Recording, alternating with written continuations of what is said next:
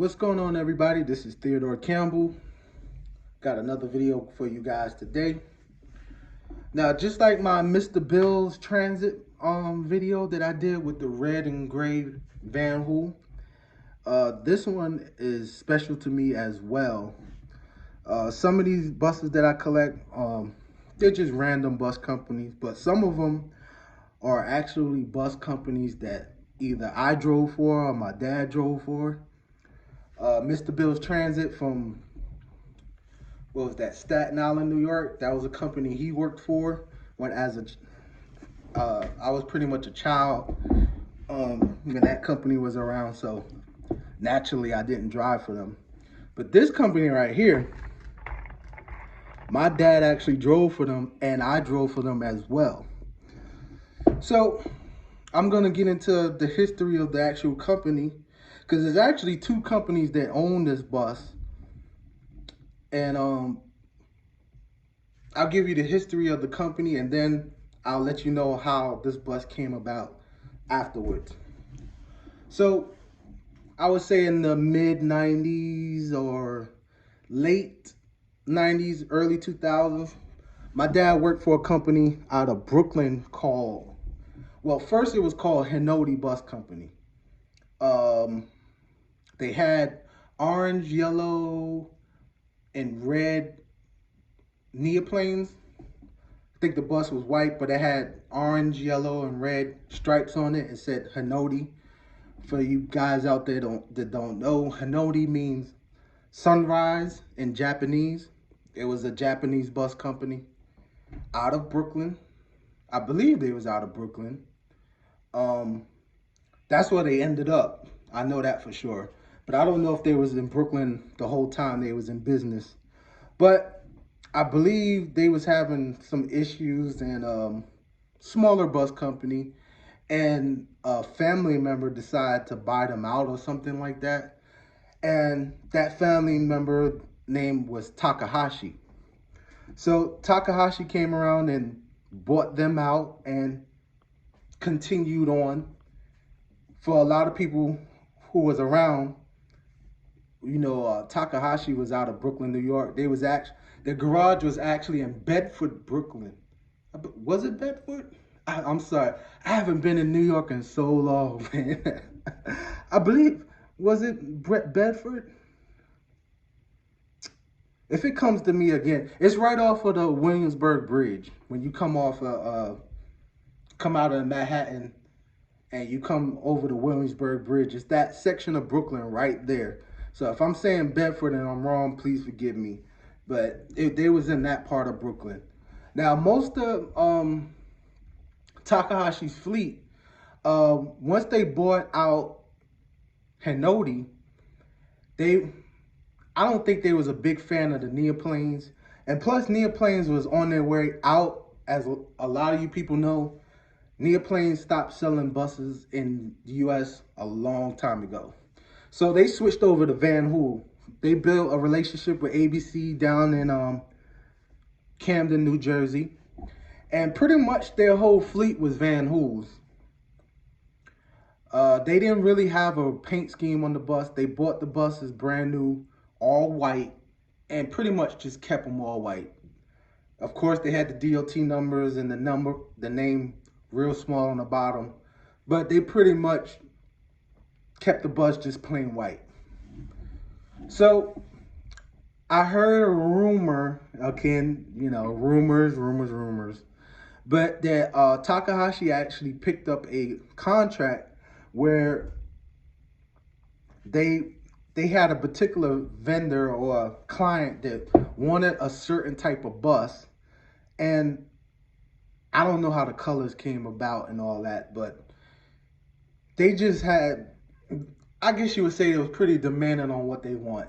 And Takahashi ordered 6 MCI E4500 Renaissance to do this contract. Now, the crazy part is, I don't even know if the contract went through or not. But at the end of the day, they ordered these buses. Like I said, their Van Hools was all white and plain. And here they come out with these 6 green This is a light green and that's a dark green. And I'll get into what I did with this because the paint job ain't the best. This is probably one of the first buses I ever painted. Trying to give you that idea so you don't judge me too bad. Because these swirls kind of don't, they're like, But it serves its purpose. I put in the thumbnail how the bus actually looked in real life. So it does the job, man. It does. But back to the history. So they bought these buses. Like I said, most of their fleet was all white Van Hools, and they had these 6 MCI Renaissance. And again, I don't even think the contract lasted, but hey, you stuck with the bus, you bought it. So they would send these out on mostly their VIP stuff because it was more of a eye-catching bus than their plain white Van Hools. Now, unfortunately, Takahashi ended up going out of business as well. So, pretty much, and again, I'm just speaking rumors. This is, you know, when you're in the bus world and you talk to people, you hear stuff. I believe that when Takahashi went out of business, there was a deal struck where Skyliner out of Astoria, Queens took over their white Van Hools because Skyliner had a whole fleet of neoplanes as well. And then you start noticing the all white Van Hools at Skyliner, even though eventually they start putting Skyliner on the side of those buses. But those where a lot of them came from. They came from Takahashi. Now, these green Renaissance buses were left from MCI. So the company that took over those 6 MCIs were Premier Coach out of the Bronx. Now, Premier Coach, they had a whole mixed breed of a lot of different buses, and they bought them because at the time they were actually doing the NBA contract. So they needed some nicer buses because the ones they had were so-so, but they had the NBA contract. So they took over these 6 Renaissance MCIs pretty much to be their VIP bus, to do those VIP work. Now that's where I come around. My dad was driving this bus when it was a Takahashi bus. Now don't get me wrong, my dad did eventually come to Premier, but this is when I became of age. And for you people that don't know the background with my driving, I literally got my CDL when I was 21 years old on my birthday. And Premier Coach, if you can look at it, the only difference they did was, again, Takahashi didn't put their names on the bus, so it just like this. But when Premier got it, they put a Premier decal right there, and it had like a little swoosh like that. And I mean, you can Google them. There's still some pictures of the Premier buses out there. And they took over those buses. I got my start in the industry. Premier gave me my start. I had no experience, but they still gave me a shot, maybe word of mouth, because my dad was already working there. And I got my start at Premier Coach. So I actually got to drive these buses. I did many trips in these E4500 Renaissance coaches with the same paint job. And that's how I got started driving buses. Now, of course, Premier had other type of buses. They had Van Hools. It was a mixed bag, but these buses were, at the time, they're cream of the crop. They updated later on, but they were the cream of the crop when I got there. So that's enough history on how this bus came about. Let's get into the paint job.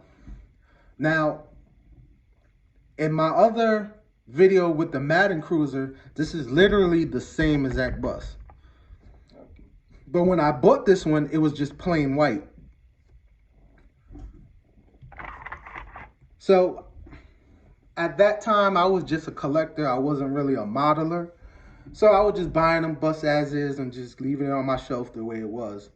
But I wanted to make it where I wanted to collect some of the buses that I used to drive or my dad used to drive. That's why Louis helped me with the Mr. Bill's bus. And I took a risk. This is one of my first buses that I actually painted myself. Now, I'm going to be honest with you. The actual flat color, I think I did a pretty decent job.